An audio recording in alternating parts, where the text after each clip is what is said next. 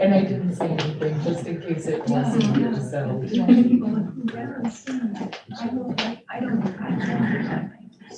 Of course, he wasn't. I just don't want to be seen Oh, on but there's camera my saying thing. that. Yeah. All right, I have Once it. I hear the voice, I feel okay with the flying person. And you live on Rodeo. I do. I hear the wagon. Oh, yeah, yep, we live in Boyd's Corner, so we're just past your little bit. Yeah, but I grew up on Emery's Ridge Road, so, Yes, I remember this area. yeah, Townie for life. It's gonna be number two.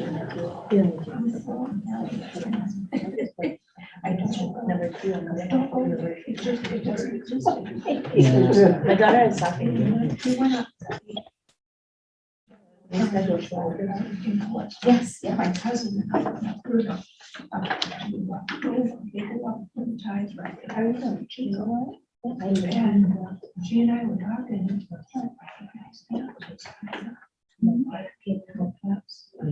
We actually just did some work in Portsmouth. We own a landscape and masonry company, and it's so sad.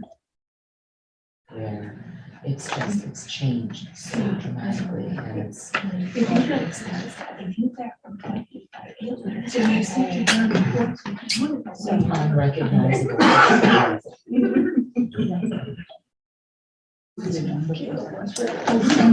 Yeah.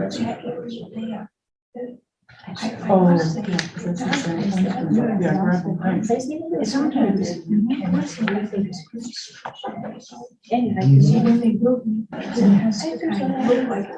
Yes. Unlike the St. Charles Church. Yeah. I think the paint. Bunch of drunk guys. I think it's I'll go hard there. to make it look like worse than the paint. Hi, Brunel. It was worse than the paint. How you doing? Yeah, oh, yeah. I know that. Remember paint? It's been a day. I just. Yes. Yeah. Real thing. But it's funny too, because I see a lot of people asking. Now we gotta go back. You know, they're looking I don't know if there's. Take a walk around the corner and go down. I went down. You were there in spirit. I went down, everybody was. Yeah, you went down, you got lost. Yeah, What we didn't understand is that you were already out there surveying. land. We just couldn't find- Deep undercover. Deep in the woods.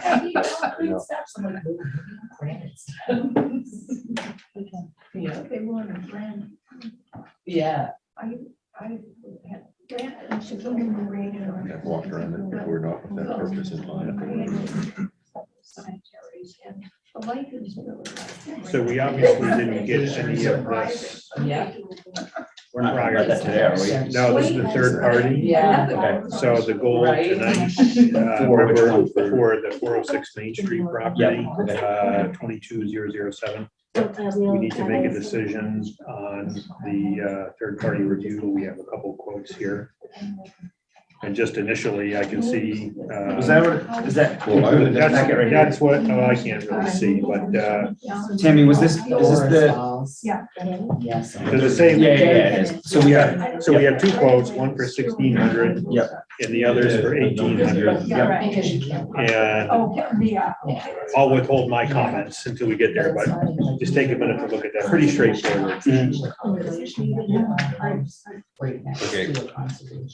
I'm gonna, So far, all we're talking about is process. this is process related. We are only discussing tonight. We said third party review, so our only action item tonight is to authorize that third party review and what one we want to go with.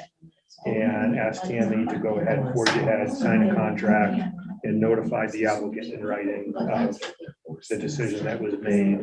Make sure there's money in escrow to pay for it, and that way we can.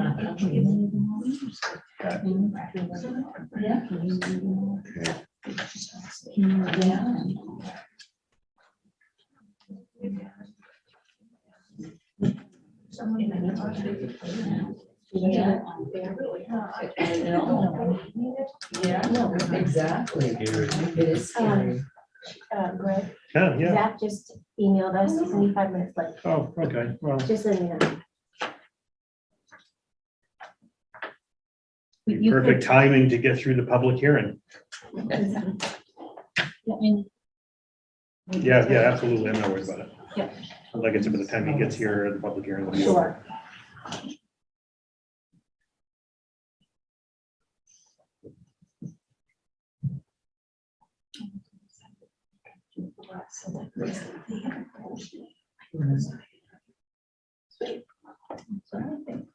I'm just gonna bring that up.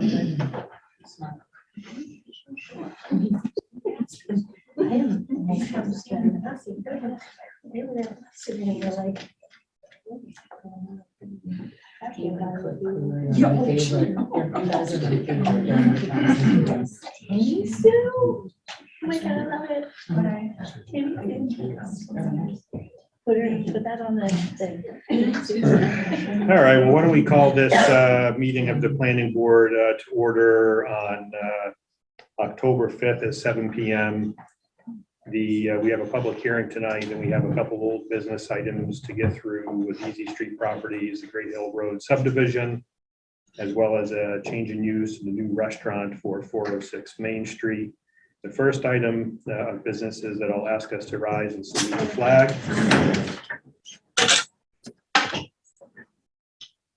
Allegiance To the flag of the United States of America and to the republic for which it stands, one nation under God, indivisible, with liberty and justice for all.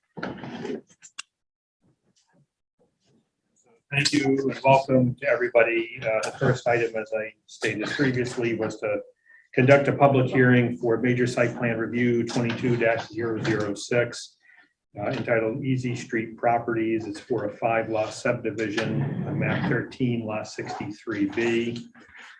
The planning board did meet out there this morning at 8 a.m. Point of order quorum. We're good. We have three of 5. Yeah. It's a public hearing, so we're not making any decisions anyway. We're going to be opening a public hearing to take public comment on any questions, comments, or concerns associated with that particular subdivision. So the public hearing is open. Would anybody like to speak on that? Just to let you know, the engineer is here, Rob, so if he wants to have a seat over there, so you can Sure. address any further questions to him. Yep. And he can. Thanks, make Rob. note Didn't of see you the- back there. I was hiding. And that way he can Yep. also write down the Yep. questions to be able to be answered. And Erica, Eric Silovich will be here. Just for- Sure. So, okay. So just a little bit of background. This application came before the planning board a couple meetings ago. And what's being proposed is a 5-lot subdivision. And for those that are familiar with the area, right off the Hooper Sands Road, you take a left onto Great Hill, go up down the hill right by the river. Again, it's a 5-lot subdivision. So again, today is to take any public comment related to this particular subdivision. The planning board was there this morning for a site walk. You know, nothing to really report out on its land. And so, you know, any public comment on this? Again, this is your opportunity to speak. So I'll start with those here in Zoom, or I'm sorry, in public, if there's any comments here. So we have a little bit of order here so before I go to Zoom. Anybody publicly that, yes, ma'am, please state your name, please. Sure, Melissa Costello. I live on Boyd's Corner Road. And my first question is, should we save questions till after? Because I don't want to ask a question that's going to be addressed, kind of. Yep, the purpose Or of the just go public for hearing it. is we can engage in a 2-way conversation or write the question down and decide to answer it, whether we'll make that determination as we go along. But again, this is the public hearing. Okay, And when we get down to new business, we'll have some further discussion on this as well. perfect. So my first question, at the July 6th meeting, Mr. Zinser, you responded, at this time, they do not believe it to be an issue and developments will be run on private water. To the proposed question from the public regarding the potential requirement of public water needing to be run to the new homes because of the groundwater contamination in the area. Is this still the case, or did we determine that the land is contaminated and we will need to run public water to these new homes? So the planning board is not the regulatory authority to determine what contamination may or may not exist there. There are some various trains of thought on that. The DEP did release a memo. However, I believe this planning board was significantly concerned that they did put a condition on this permit to run public water. So a follow-up question to that is, the longer that we keep moving public town lines out into the country area, I am very concerned with the forecast of, we're gonna hit a drought every summer from here on out. That is the weather pattern that is happening. I feel that the longer we run the lines, it's gonna be a necessity that we're gonna need another well. We might need stronger pumps to push the water out that far. And if that is the case, then who would be responsible for paying for the new wells and the new pumps? You know, that's a hypothetical question. From my perspective, I can't answer that. A lot of times it's a mixture of what may be a bond put forward by the town. It could be a warrant item put forward by the town to be approved by the council. It could be at the burden of the developer. In this particular case, the developer would be charged with the cost of putting in a water line. Typically, that's what would happen. But if there was a move afoot by the town to encourage development in a particular area of town, typically a town may bond or work with the water district, because it is separate from the town, to run a water line. So it's kind of a hypothetical question. You can answer that many different ways. As far as the, you know, running further out, I understand what you're saying. You're not the first person to say that. And I think that's a question that has to be answered. We did have that conversation briefly, probably several meetings ago, when we were talking about LD 2003, the new housing law, and its impacts on the infrastructure within town. And I do think that's something that is going to have to be considered as part of LD 2003 implications as we go about ordinance changes for that, but also where the comp plan is going. Because that will drive a lot of the future development. Good question. Yeah, Brunel. Isn't part of the process here in approving anything like that is it has to go through the water department also? Yes, yeah. It would be a town, and again, because the water department is separate, as I was talking, I remember that it would be largely up to them as well. But a lot of time there's cross financing that goes on in these things, special public financing mechanisms that are employed to build such infrastructure. Yeah. I almost interpreted, I'm sorry, Audrey Fortier, 21 Rodeo Road. I almost interpreted from what you just said that you have already decided it's going to be mandatory that these new houses are going to be hitched up to the public water. That is a condition that was placed on the permit. And Yes. that's definite. We're going to find out tonight if that has been accepted. Okay, so if it's still iffy, I want to echo what the DuBois said at the last meeting, planning board meeting.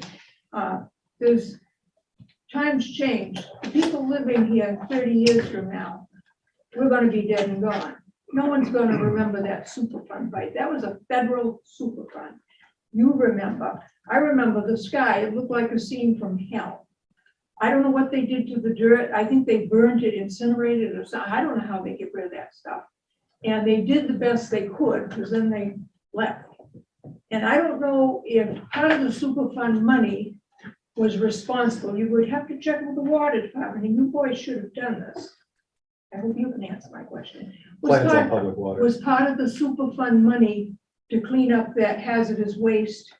Was that responsible for bringing the water line out as far as it was? Because there was no water line out there. That was the Superfund. Was that- I don't know if that's an appropriate question for them. I think the issue is Well, they- when the water was brought in as in the context of the Superfund site that was out there, having been aware of it and living out there, I'm aware of it. Mhm. I do know that the remedial action was to run a line in. Who paid for that? I don't know. I'm going to assume there were fines or whatever that paid for that, and in aggregate that put the line in.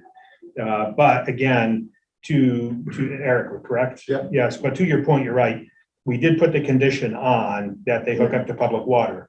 And so let me back up and say, by the application being here tonight, I'm assuming that's been accepted. The wells have been removed from the Fair enough. revised survey. So that answers the question. There's a no. Good. Yeah. So those 5 new lots are going to have public water. Yes. Correct. Thank you.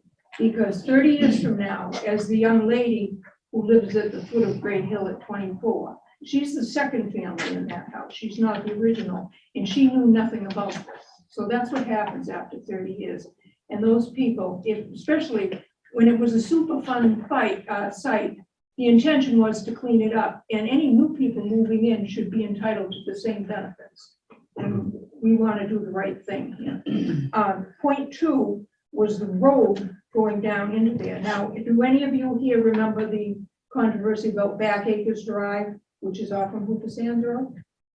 Back about 10, 15 years, yeah, maybe 15 years ago. Back Acres Drive wasn't a public road. There's, I think, 5 houses down in there. It's a cul-de-sac. And they came to the town council one night and wondered, their taxpayers too, why weren't they being plowed by the town? And it was a big issue.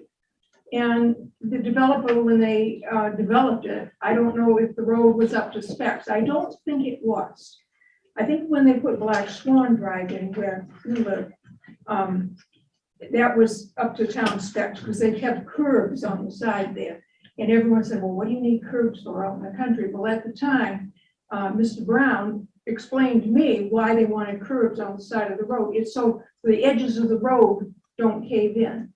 And any new development that, by definition development, which I think after the second you can subdivide once. On the second subdivide, you get iffy, and anything beyond that, it's required that it be a town road. Or not a town road, but be built to be accepted by the town. And I request the planning board to make that mandatory too. So 20 years from now, when the people, the third family in there says, how come we have to pay for our own plowing? That won't be an issue. Thank you. Thank you very much. So to answer that question, we had that conversation with these folks a meeting or two ago, and it is going to be a private road, and I think that will be carried out in the deed language moving forward. So that way, the ownership of the road would be clear in the deed of the property, correct? Yeah. Yeah, and the So- HOA. And so, But will it meet, are you going to build the road so that if the residents who will be taxpayers, and they're gonna ask the question, we pay taxes, how come we have to pay for our own plowing and paving? I think that should be mandatory on a subdivision as big as 5 houses, because it's all of us here, you and me, honey, that will pay for that paving and the construction and the plowing. Yeah. So this board has thought of that, and that's why we're putting that into in the deed restriction when it comes into the ownership of the road. What a town council chooses to do 10, 20, 30 years down the road is completely up to them. So we can't bind a future board to that. But what we are aware of that, and I think our collective position is such that in a prior discussion, it would have been you need to build this to the specifications of the town, and a very clear response from the developer that and continues to be, it is not going to be a town road, it will be a private road. So therefore, if it's a private road on record, and that's going to be indeed, we can't hold them to that level of a standard. But also the town won't have to accept ownership of it. But again, whatever happens down the road, as we all know, we can't control that. Now, I'm not quite certain of what you just said. In each and every one of those 5 deeds, when those houses are sold, on the deed, it's going to say, this is a private road. This is not a town approved road. That's great. Do you, any of you gentlemen have the language that No. will read? Usually it's a right of way, kind of a. I can see if I have them. I know I gave Tammy a copy Yeah. of Of the the, sample, yeah. the sample I have a copy HOA of that, document. So she Yeah. can contact me to get Yeah. a copy of it. Okay, Yeah, so feel free, ma'am, to contact Okay, Tammy and she can give that to you. I will, because after everyone's made Yep. their money, Yep. then, and those people who move in 10 years from now, They're gonna be, and they're gonna ask that question, Yeah. how come we have to pay to plow our own road? Yep, fair enough. And I think your point's well taken, but again, we can only deal with what we're dealing with now. And we feel that in the proposal that's being made and the conditions that are being placed, it's going in a good direction. But again, what a future board or council chooses to do Okay, but is, you're the lady, I'll check in with you. It's okay, Eric, I've got it in the file here, so. I'll So I'm get it- gonna I'll let- get it to her I'm next gonna week. do one round of public comments here, then I'm gonna go to Zoom. And then if there's further comments, I'll come back and we'll do a second round. Anybody else in here publicly that wants to speak? I just want to, I wasn't sure, I've written a letter to the planner. The I wasn't- applicants have it and the board members all. have Does it, that along fall with under the? Both of them. Okay, all I right, just got it before I got here. okay. Yeah. I wasn't sure if it was this time or we do it then. I need about That's fine. 35 hours in a day. I'm sure. So I'm gonna move up to anybody on Zoom. Is there anybody on Zoom that would like to make a comment related to, Is this still the open public comment for all topics? okay, this is a public hearing related to MSB 22006. Okay, so there'll be another public comment for the next agenda item. Will be when we open up the regular meeting. Okay, my apologies. Fine. Anybody on Zoom have any comments that they'd like to make known for the public hearing? Okay, going once, twice, gone, back into the public. You had another question? Melissa Costello, Boyd's Corner Road. I was just wondering, how much will the homes in this subdivision be selling for? My concern is the developer that just developed Town Forest Road. The homes were sold and are being sold for $700,000 and more. There is a unit on Great Hill Road, 27 Great Hill Road, that is on the market for $764,000. There is a developer looking at a lot at 346 Emery's Bridge Road and is advertising the to-be-built sale at $527,800. So I am concerned that we are allowing developers to dictate a theory that you need to be wealthy to live in the town of South Berwick, which I think completely contradicts our comprehensive plan of diverse and affordable housing, does it not? Well, it's an interesting conversation. However, our ordinances do not set any standards on the pricing of homes. And it's not something that we currently have. I don't see it happening in the future. As far as housing affordability goes, I think that is all tied to partially the LD 2003, the affordable housing legislation. Where that goes, I don't know. I do know this town is going to have to make some ordinance decisions by July 2023. Where those go, I don't know. It's not necessarily fully up to us. But as far as the pricing goes, that's not something that we can control. It's whatever the developer or house builder choose to do at that point in time. Yeah, sure. Please state your name. Jessica Lee, 41 Marion Way, South Berwick. We're the owners of the property. We're not wealthy developers. We just want to sell these lots to families like us. My mom wants to move up here from Massachusetts. I have a disabled sister who is nonverbal. She has autism, and I can't take care of her when my mom gets older without bringing them up here. So they're going to have one of the lots. But we don't want to build to sell or sell to a big developer. We just want to get people like us up here and living in this town. That's all. Thank you. Any further comment from the public? One more, and then I promise I'll shut up. I Fine, promise. go ahead. I would just like you to consider with this vote, the decision with a sense of empathy to the folks that reside in the back roads of South Berwick. We moved to this part of town to escape the chaos of town living. Yet we continue to squeeze in developments and subdivisions in our country roads, from Hooper Sands to Thurl to Witch Trot. And in terms of conservation, I think we are being, for a lack of a better term, a little hypocritical with the excessive construction in our dwindling woodlands and are destructing our wildlife and natural resources, no matter what we do or the precautions that we take. So I would just like you to consider that with your vote. Thank you. Any further comments, gentlemen, anything? I know I got here late, but does anybody want a revised copy of the survey? The board has not received the revised copy, because you told me you were gonna bring them tonight. Is this the one that excludes Thank the you. wells and? Yeah, the wells aren't shown on here. There's two added notes. It's note 24 and 25 with regard to public water and, Just leave them there, I'm good. yeah, you have one, right? Did you get that email? No, I emailed it. oh, I haven't got it yet. Oh, here. Well, no, somebody else did. Would somebody else want one? Mhm. Yeah, Tammy, When it gets through, I'll get it. Okay, so I don't necessarily need you to make any presentation with this public hearing unless you feel. You don't so want me to read my inclined. spiel? Go right ahead. No, I'm just kidding. It's long. It's Yeah. long and boring. Is it the same one we've heard? Yeah. Only if you want it. Yeah. No, I'm I got a good. little popcorn machine. I was here at the prior meetings. Interested parties could have looked at the prior meetings as well Sure. to inform themselves. That's why they're here tonight. So are there any further public comments?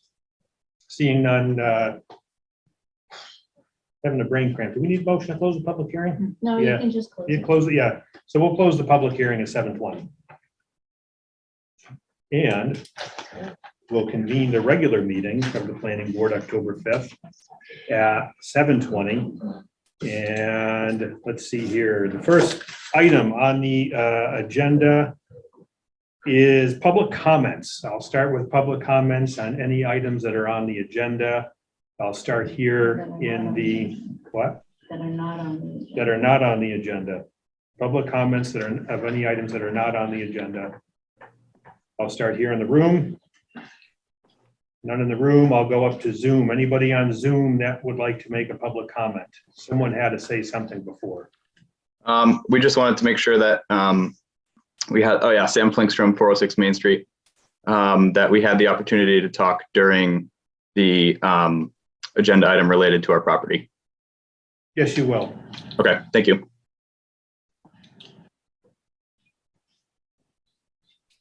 Pat, Hi, Pat, Robinson, Brattle Street. I'm talking with my Conservation Commission hat on.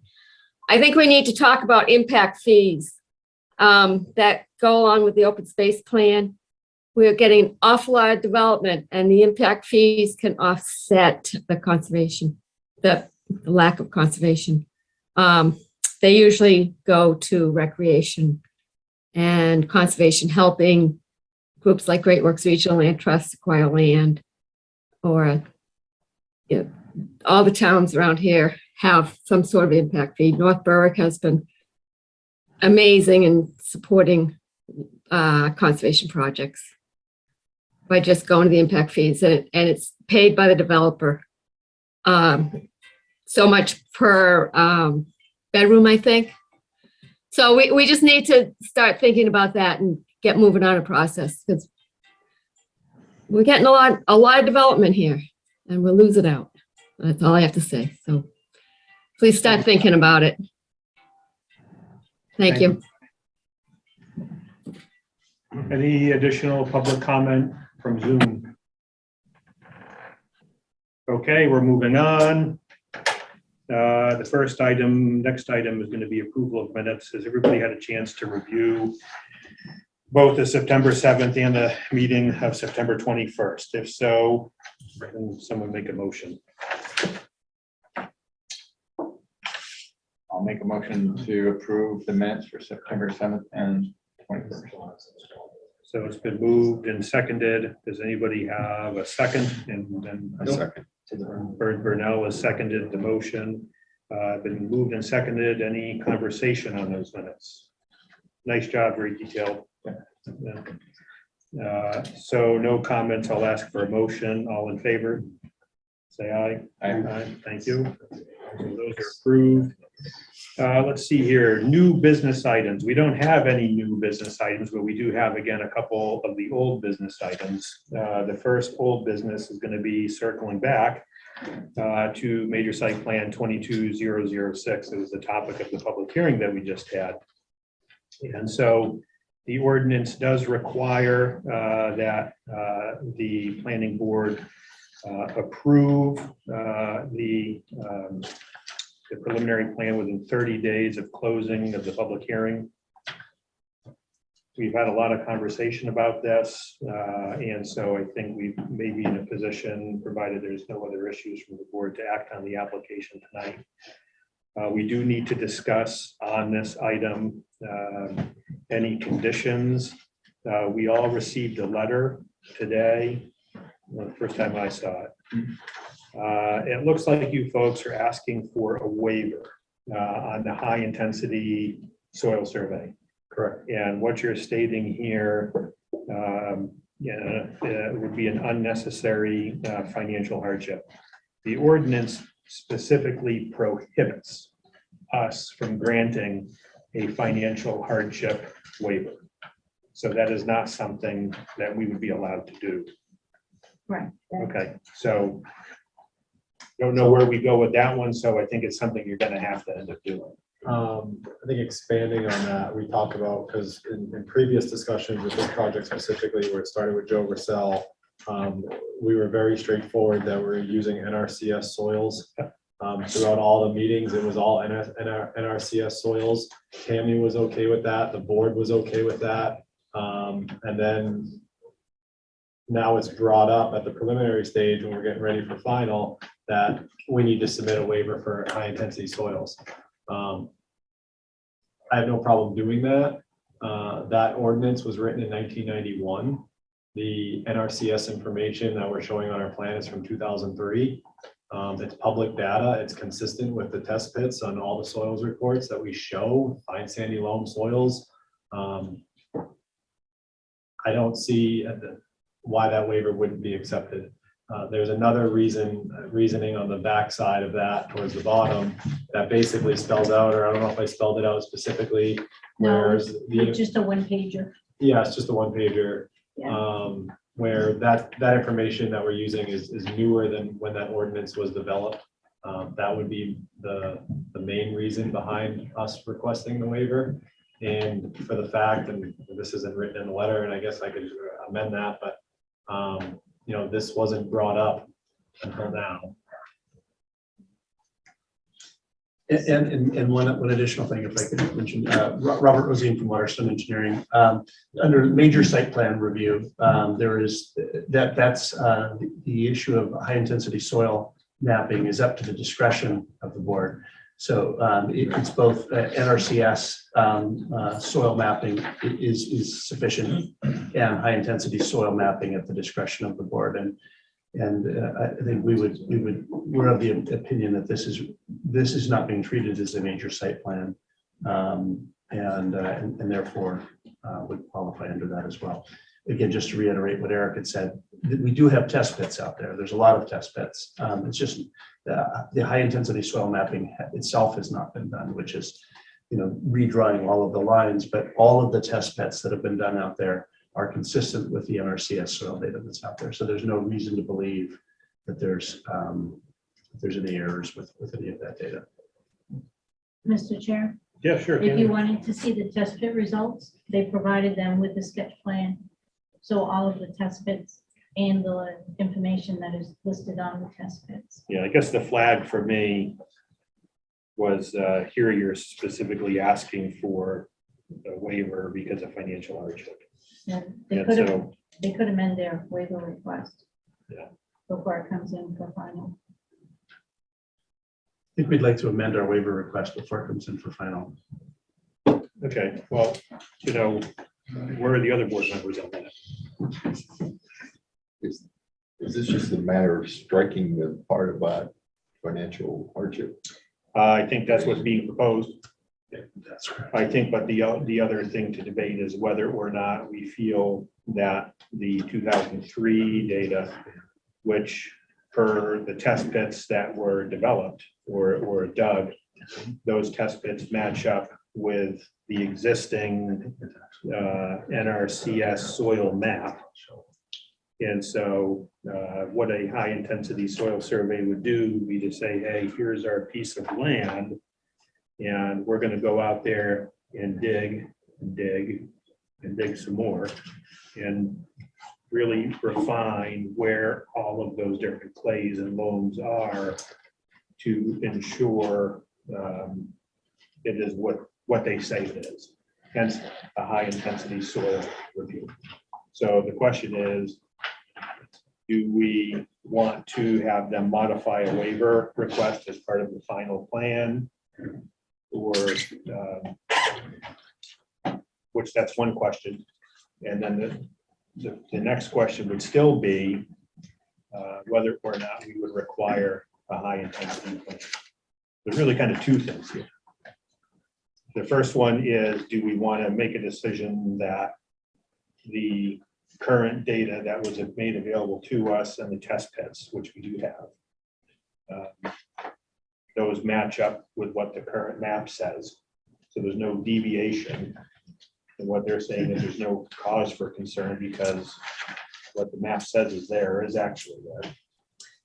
Or do we want to say, not good enough, we want a high intensity and go in and dig the thing up and tell us exactly where every granule is. So, I guess very quick, the issue with the soil potentially mitigated by this related to the wells, correct? Mostly with septic systems. Septic, Yeah. okay.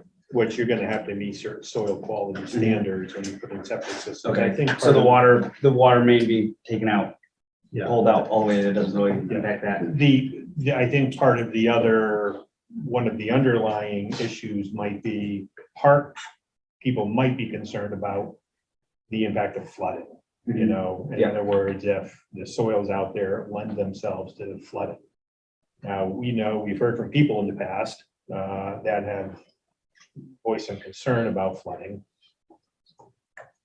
I'm not dismissing those complaints, but I don't think we're the ones that are in a position to say really, yay or nay to that. That's happens. You know, so it's really strictly from what do we want to do with the soil? Do we want to accept what they've given us? Which says the initial information that they've given us matches the soil map? Or do we want to say, no, we want a high intensity? Mr. Chair, if I could. Sure, yeah, go ahead. So a couple of additional things to consider on that with respect to the flooding and the soil identification. So there's 2 test pits per lot. So there's 5 lots, 2 test pits, a total of 10 test pits, which is the idea of high intensity soil mapping is an important one often for large projects. But 2 test pits per lot actually is not a small amount. That's a fairly significant amount. And then the other factor in that with respect to the flooding is we've done the stormwater management that's proposed here is per DEP stormwater management style. It's low impact development. So there's infiltration that's being done on site, pervious areas, et cetera. And those are all efforts that are generally used to reduce flooding. So this is not stormwater management of 20 years ago where we were just building building projects that had zero stormwater management. So it's an example flooding here, the type of mitigation that we would be using for flooding. This type of stormwater management that we would use to mitigate flooding here is we have rooftop infiltration. So every house lot will have subsurface infiltration systems, which is basically, it just looks like a septic system. Off to the side, it just takes rooftop runoff. So what that does is when the ground gets saturated, it overflows. But what it means is that it basically maintains the sponge factor of what the land had previously. So if you think of a house lot without that, you'd have a house that would be built, come off the roof, drop down, and then run off because the ground gets saturated pretty quickly. Because what you had in that prior house footprint was there was some sponge value to that, right? What we do, but we're able to replace that through these infiltration systems along the side. They too can get overwhelmed, but so can normal soils. So it's not that we're eliminating flooding, it's just that we're mitigating it. So that's factor 1. And factor 2 is what we're doing for the roadways. So the roadways then have bioswales located along the sides of them. And the bioswales also provide infiltration, again, to try and reduce the potential for runoff and flooding that would be associated with roadways. Because this is absolutely an area that would be prone to flooding. We know it's down in that valley, soil types, et cetera. But we're meeting chapter 500 requirements for that.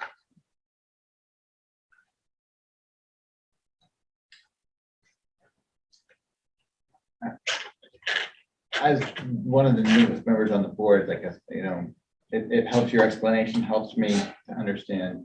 And it alludes to the high intensity soil surveys would be, as if I'm understanding what you're saying correctly, towards the absorption of waters from the rain, et cetera, that might be affected by creating impermeable surfaces, whether it's paved roads or rooftops on the local area.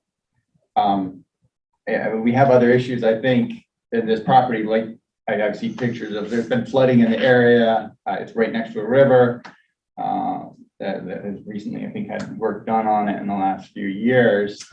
But if there's a huge rain and a large storm, that whole area, I think, is going to be flooded regardless, if no matter how fancy a house is put there. Does the results of a high intensity survey, would those results do anything to say you simply can't build in a land there because there's flooding that happens and somebody wants to choose to build there? If not, then I'm more inclined myself at this point to think that a soil survey and more extensive survey than you just have already done per property won't change the results. I think that is correct. The high intensity soil mapping is done primarily for the septic systems and leach fields. Okay. It does not affect the stormwater management aspect. And where it does play in often is with respect to the wetlands and things of that sort. But wetlands have been delineated and there's no wetland impacts proposed in this project, zero. So the survey can't, I'm sorry to interrupt, but No, the please. survey can't say, wow, there's, this is a place that's spongy and there's a lot of land here, you can't build here. Does If not it do doesn't give you that leeway, then the area floods a lot, may be moved to maybe the interests of their community. Let's not forget the fact that 5 or 6 acres adjacent to the river is also being turned over to Great Works. So True. we are further back. From the river. Walk from the river. Yep. I mean, the brook is still there. From my experience, from a mapping standpoint, when you compare NRCS soil mapping data versus a high intensity soil survey, they look at it. NRCS is by county. So they release new counties in the state of Maine and the state of New Hampshire, and it's publicly available data. They don't look at just the site specifically, obviously. So on here, you see these dark gray dotted lines. Those are the soil type lines that are shown on the plan for NRCS. Now, the soil types very rarely change from what's outside of the graph that's written over on the left-hand side. You see the soils legend on the left. Those types, there's a high probability that they will all exist on the site as they're shown on NRCS. But these lines will look different after a high-intensity soil survey because they're going to take the soils type and they're going to wrap it around our delineated edge of wetland and say the wetland is now this soil type and the upland is this soil type. The types are going to be the same, the dotted lines are going to move, and it's going to cost Jess and Jeff a couple $1,000s. As far as developability, it's not going to change.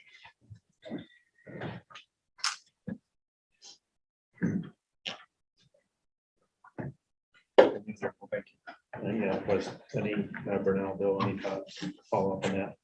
So what do we want to do? I would suggest then that you modify the waiver request. I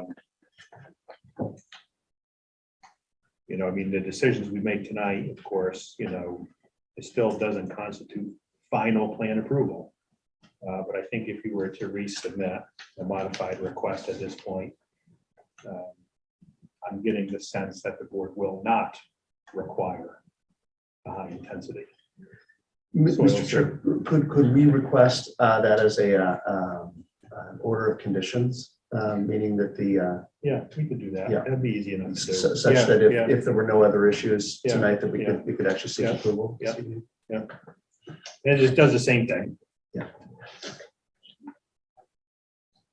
Go ahead. I have one other question. After the site walk this morning, we looked at the the stream area where there would be a crossing.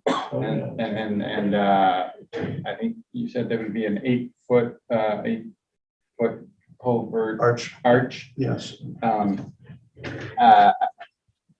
Being again newer here, is that sufficient and adequate for the 100-year flood potential? I mean, weather is changing here. I see pictures of some fairly dramatic water in the area. Is that adequate in this will be expected? Thank you for the softball question. I'm new here, so I We're don't not ask always questions like to learn. So yes, and a 4-foot arch would pass the 100-year. And we've upgraded to the 8-foot, not because of capacity requirements, but actually more for permitting requirements. We can get around the need for an Army Corps permit if all the work is done well outside of the channel. So the channel itself is a 24-inch bankable channel. The 4-foot span would have worked, but it was a little questionable with the back and forth with the channel in there. So we've upgraded it to an 8-foot arch. And when you say 8 foot, that's the horizontal diameter, the horizontal. Correct. Yeah, the surface span, the actual span. That's right. That helps. And the difference is that the construction is that we have to excavate a bit on either side to set the a concrete footing to hold that arch. And that excavation on either side needs to be well outside of the channel itself so that there's no disturbance. And once we have, and that's been in consultation with the Army Corps, and they agree with that. We don't have it in writing yet, but we certainly will. And that would of course be also an approval condition that all necessary approvals are part of that. And we expect to get a letter from the Corps that a letter for a wetlands permit from the Corps is not going to be required. That helps to understand. And there's actually notes on somewhere in here about that talks about safely pass up to the 100-year storm as pressure flow.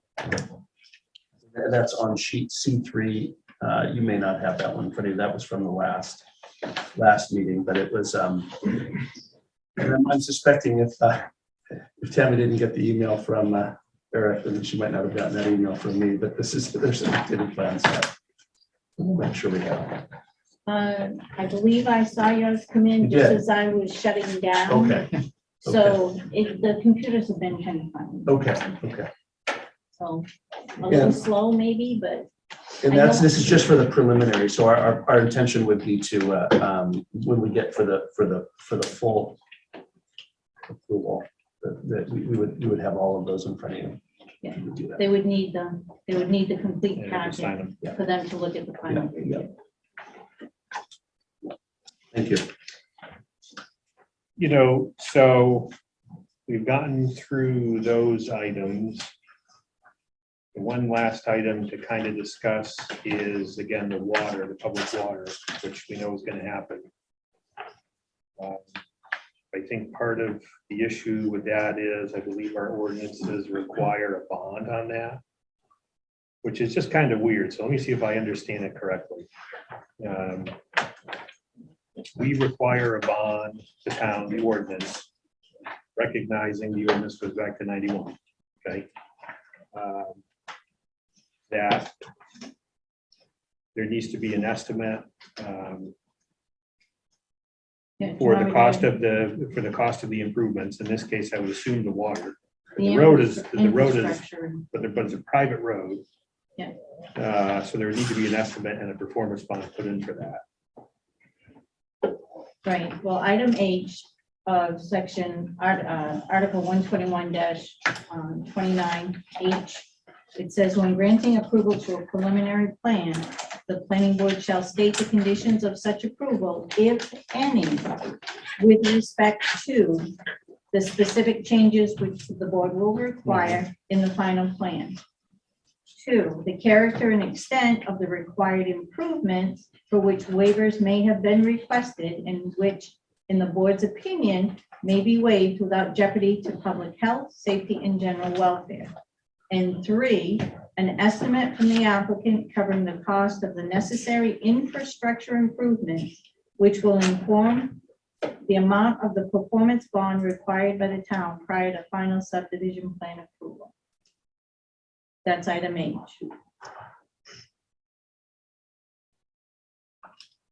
Well, we know they're gonna pay for the improvements. It's not a, Correct.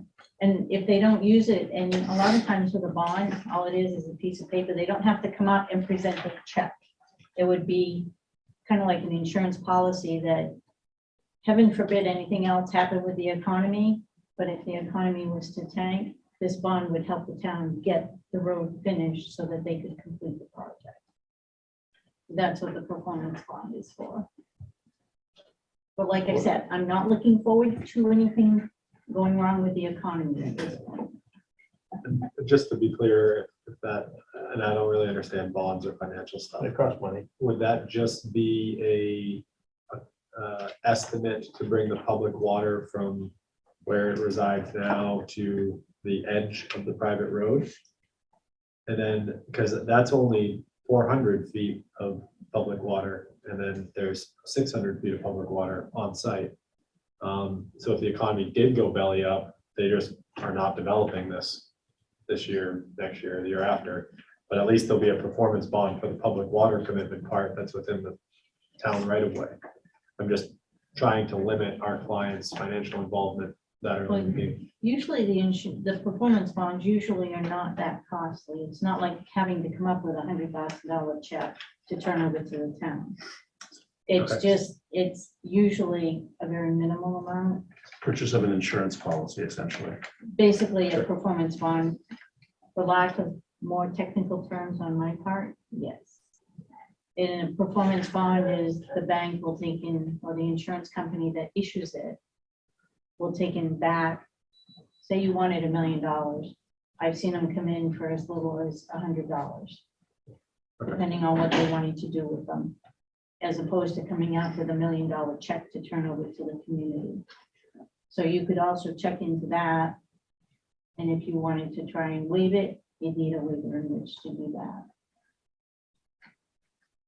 So we can grant a waiver, Yeah. or we can ask for more information. I think you do raise a good point. You know, Have you checked with the water district yet We to have. compare prices? Have you got anything in writing from them? No, I've requested an email in writing twice now after the initial conversation. Yeah, From what I have received, which was a verbal phone call when I was out in the field on another project, is that there is an 8-inch water line installed in the road by Patterson. Then that can certainly be brought down to the site and be used, and they have no issues with supplying 5 more homes. There's plenty of water. They do foresee the necessity to install a hydrant. And the location of that would be at the entrance of the road within the public right of way, which raises some questions because there's a hydrant 300 feet up the road from the Patterson development at the end where they left the line. I don't know the minimum distance between those, you but could might be check funny with Chief looking. Hill on that. And then another thing that is interesting with that as a result of that conversation, and I'm not fully expecting the board to know this answer, and it was part of the email that I sent to you earlier, Tammy, but you know, I'll probably have to get this answer at a later day, is they would be requesting reimbursement for the length of water line that Patterson had to put in for his development, right? A partial reimbursement. And we're challenging that and looking for some writing or where that ever came from. You know, they had to put it in for their project, and then I raised the question of who's keeping track of this.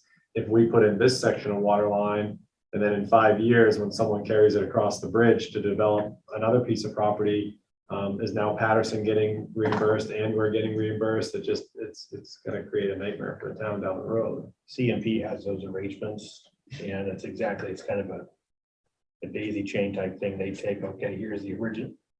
I can't say for sure how they would do it, but if that first water line is 500 feet, and the next water line is 500 feet, you got 1,000 feet. And then you just have to begin the prorating, for each section. And then they reprorate it with every And then they subsequent. reprorate it with every thing if it's a private line. I don't know, that's a bigger question. I think my question would be centered more on. I'm just struggling a little bit with this performance bond when, the reality is you need this and you can't have the subdivision unless you put it in. So you're going to be paying for it. Sure. So can we find out, because there's a couple things that are coming up now, in all honesty, that the town should be aware of. If the water district is going to be requiring a hydrant, hydrants are very expensive. The town pays a yearly fee on each hydrant. It can be fairly substantial. So we should look into that. Not even speaking to the fire protection, I'm all for that, but there are other fees there. But I can see a bond at a minimum on the public portion of the road. But when they get beyond that, they're not even gonna be able to get in there, a certificate of occupancy, until they have water anyway. Right. So I'm actually now leaning more towards a waiver on that one. I don't think it's necessary. I would be very hesitant to waive, at least for the public portion, because Yeah, you start tearing up the road or whatever, the town has to be made whole, worst case scenario. So Yeah. I would not fair enough. be, I'd be very hesitant to waive at least the public portion of it. Like Yeah. you said, once it goes into the public or the private land, if it doesn't come to fruition, then it doesn't come to fruition, Yeah, no harm, no foul, but sure. I would be good with that. on the I mean, I'm public okay with side, that. definitely. Yeah, and I would also, before we say grant that our approval, I would actually ask Tammy if you could talk to the town manager on that to get what's acceptable and the language that goes along with that. But I think on the public portion of the road, I think a bond would be good. But once you get beyond that, again, I'm looking at it. I mean, it's a public road, you're cutting into it. There's costs associated with that, damage potentially down the road. If it's not put back together. Did they just pave that road? Part of it? Yes, it's been Yeah, very they just did, yeah. So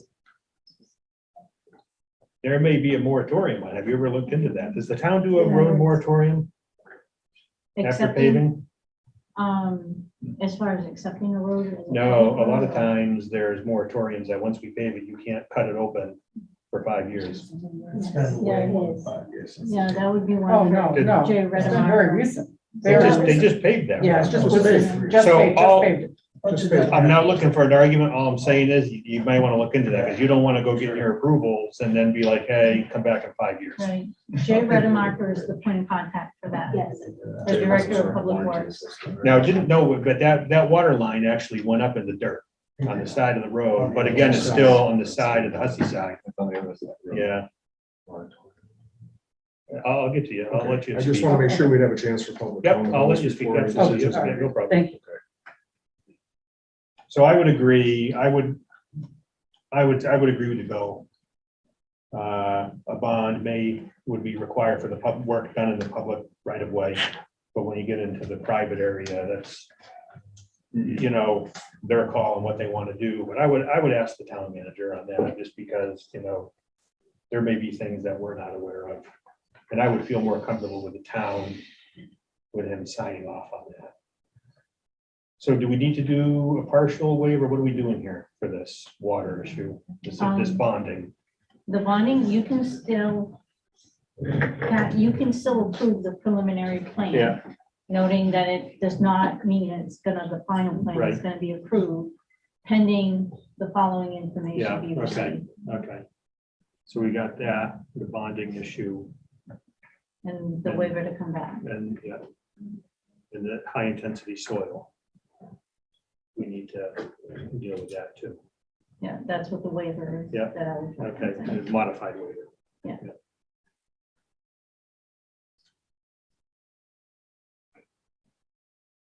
We missing anything? I think we've pretty much, Yeah, I tried to go over it 2 and 3 times to make sure we get everything listed that we need. And from what I've been able to see on the plans and what's been turned in and the conversations that have been held here in this environment, I believe you've got everything Everything you're you need, seeing. yeah. Yeah. This is probably, I have to be honest, this is one of the most thorough That's been good. It answered a lot of responses from questions. both the planning board and the applicants that I've seen in a very long time. So I'm gonna ask if there's any further questions or comments from any board member before I open up any questions to the or concerns from the public. No? Okay. So we do allow individuals to comment at this phase of the meeting when we're talking about this business. So ma'am, you had something or a Yes, well, statement or? I understand the, Randy Dubois, 53 Great Hill Road, the waiver for the, from 121-1, which is a subdivision ordinance waiver. I get that for the high intensity. But in our zoning ordinance, it does state for cluster developments that the extent of soils types in the categories that are in 140-20, also in our zoning ordinance, shall be certified by a registered soil scientist licensed in the state of Maine on a high-intensity soil survey map. No building shall be constructed on soil classified as being very poorly or poorly drained. And you can read the ordinance, it's 140.47 C3, cluster developments, It's a zoning ordinance. not subdivision. Of which my understanding is cannot be waived. Zoning ordinances cannot be waived. Subdivision. Subdivision can, but not a zoning ordinance. So that, and as a What letter can't be- requested. what can't be waived is density requirements. There is no way they could even go and get a variance on a density requirement. But it would be entirely up to the board if they wanted to waive a piece of the zoning. It would be up to the board. And the density requirement is that 140-20, they would have to determine if they have enough good soil, 100% is used, then the 25% of the poorly. Now, the only reason I'm saying it and asking of it is I just feel that land is just so dang wet.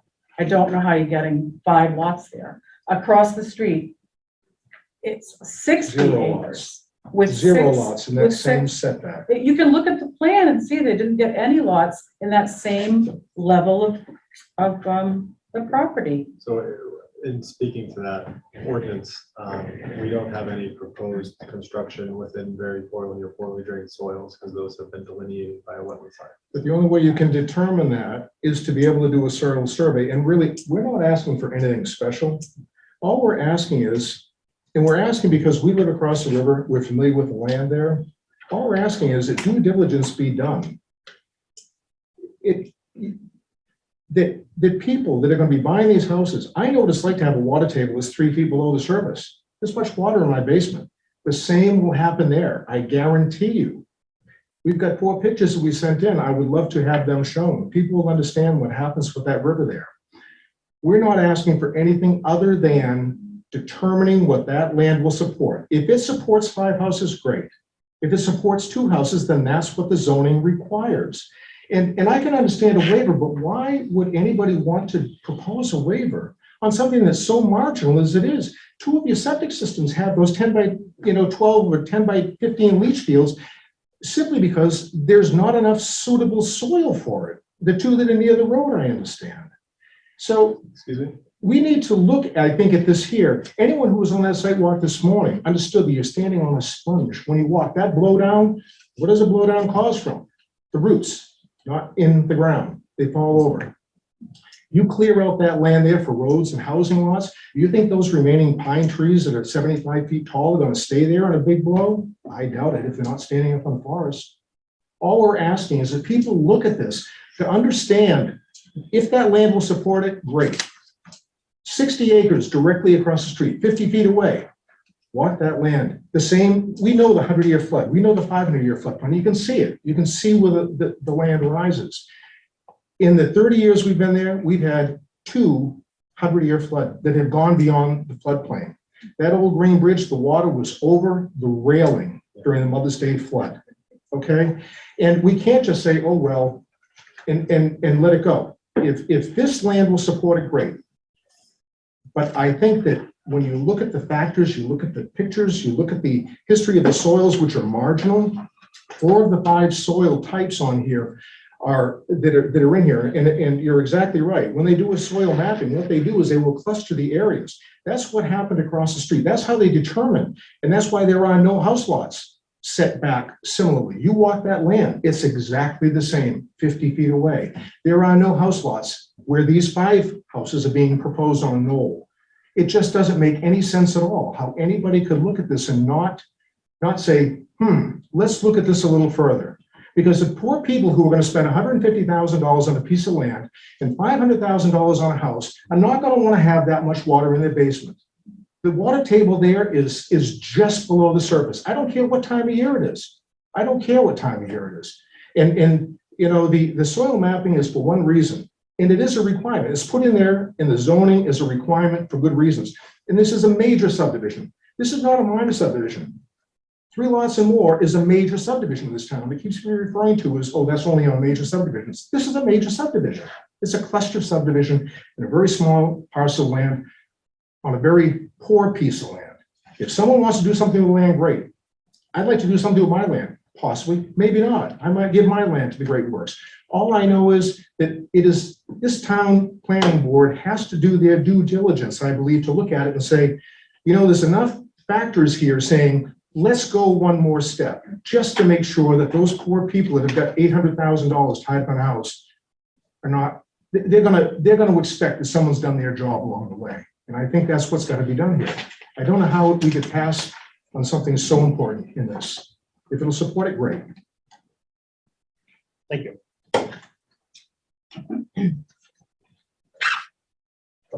Any board members have any thoughts or responses, or do you care to, do you have a response, or? Just like, You don't have to, but don't I would have just to. like to repeat that the major site plan allows high-intensity soil mapping at the discretion of the board. Doesn't require a major site plan. Zoning is different. And what is, Planning board does, zoning is different. what is 140.47? It's in our zoning ordinance. Am I incorrect in that? Cluster subdivision, cluster This development. qualifies excuse as me. a cluster subdivision. It's an error in fact that may have been missed along the way here, but it is a requirement in this town. It is a requirement.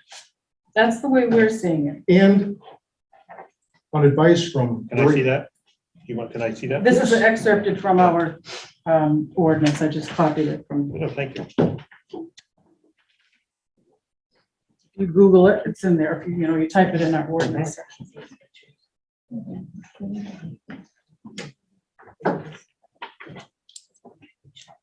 This is a zoning requirement.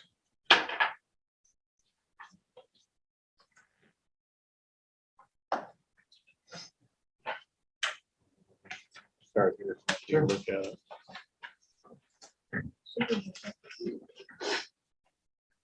So did you did have a soil scientist look at this, correct? So A wetland scientist. Wetland, okay. I don't know if Amanda Gavin also has her CSS, but when they determine poorly and very poorly drained soils, they do auger. It's not just by vegetation. But that's based on the review of the NRCS maps. that's correct, yeah. No, they're, well, Oh, no, no. the classification of the wetlands is by it's note 14 on the plan, if you want to read it. Well, the wetland, that's a whole shoreline, that's a distancing issue, that's. Sure, but that's your poorly and very poorly Yeah. drained. And the test fitting that's done is then done, it correlates with the NRCS stuff. So your NRCS soil mapping is the first step. It's considered to be a course evaluation, and then you go in and you do test pits. And if there's any major discrepancies, that's commonly when you would then ask for high intensity soil surveys. And in this case, it's not that there's no test pit data out there. We have 10 test pits for 5 lots. It's not that there's a lack of data.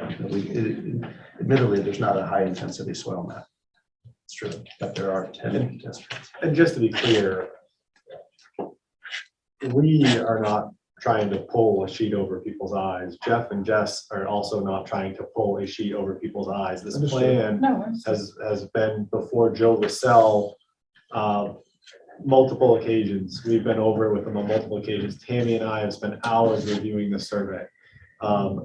These soils, this soil classification was accepted and discussed at multiple meetings. And now it's just, seems like it's coming in late, but. Well, it may have been an error in fact on this, that it was missed, but this is a zoning ordinance. And I will challenge anybody here to be able to, and I understand how it works, but if this were something that were clearly, you're in the middle of a field, 1,000 feet from a river, I'd say, yeah, that makes sense. You're on marginal land. Everybody knows it's marginal land. The plan shows it. You can see it by the soils that are here. It's a marginal piece of land. Why in the world would we want to waiver something that is marginal? It's not as if it's clear. It's not clear. It's not clear. And yet we're going to go ahead and, go ahead, I'm sorry. Nope. I'm just saying, I'm yeah. passionate about it because I live out there, and I'll tell you, I've had experience of having a piece of real estate where due diligence was not done before I got into it, and I ended up having to live with it. When you're dealing with houses that are $800,000, you better darn well have a dry basement, okay? You better. So, And that's something that the soil survey will do to be able to anticipate. It's not just the location of the septic, it's the whole infrastructure. It's putting in a roadway, removing the trees. That's what it's intended to do. Mr. Chair, yeah, sure, sir. with all due respect, a wet basement is not all about soils. It's about foundation construction. So when I see a foundation built, typically what happens is machine comes in, you cut about 200-300 yards of material. You put in a basement that there's about 5 feet below ground surface, about 5 feet above ground surface. And then below that, you have under drains. And a wet basement tells me that a contractor did not provide under drains. That's a very common solution to that. And the projects that I work on are pretty much always under drained, and it would be concerning if it wasn't. Question for you, what's the elevation of the houses relative to the stream bed? Randy. Do you have that information? To which, the perennial stream that runs through the site, or Great Works River? Great work. So, so we range from elevation 116 to about 105 on the property here. The Great Works River, like, can you see on yours? We're down. We don't have to go down here. We didn't go past the 250. So I want to move this along. So I see a couple issues. Tammy, you had something to say, and I do have a follow-up question for you after you state your case. Now, I brought up density on division of land. Yeah. Article 140-20. Item B, a high-intensity soil survey by a licensed soil scientist may be required by planning board or code enforcement officer.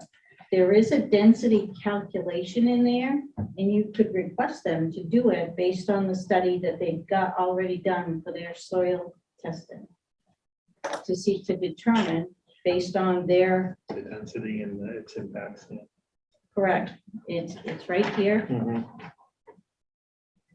This is their density calculation and how to figure it.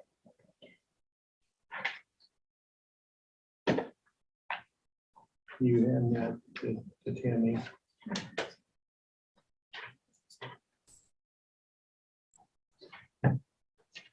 So there's no question that the planning board can issue a waiver on this particular issue.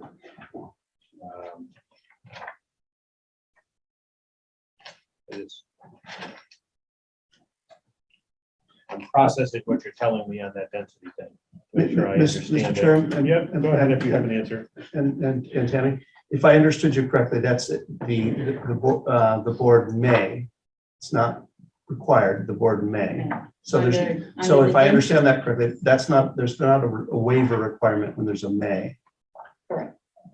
So there would not be a waiver requirement if the language says may. But I would ask you to take and make sure that your density calculations meet that requirement in 140-20? Because if it meets the density requirement or exceeds it, that may help the board determine whether or not they're going to require the high intensity. Here's where I think we are right now. We're down to really just a couple items. I think the application as a whole was pretty good. I think there were really two conditions that we need to discuss. The first one is the bonding. We determined that you got a bond within the public right of way, get the estimate, do that. And I want to have Tammy if you could coordinate that through the town manager to make sure that it's an acceptable dollar value. That's really your value. So that would be condition number one. Condition number two, I'd like to reconcile this soil. The high intensity soil survey. So on one hand, Tammy, we have you that 140 -20. Then we have, what's the area that we're talking about right now? What's the designation? 140-47. So 140-20. Yeah. 140-20, 140, 47 47. And what's the number on that one? 140 what? on the one that, Oh, the paper? Yeah, oh, yeah. 47. yeah, 140, 47. C3. Yeah. Yep.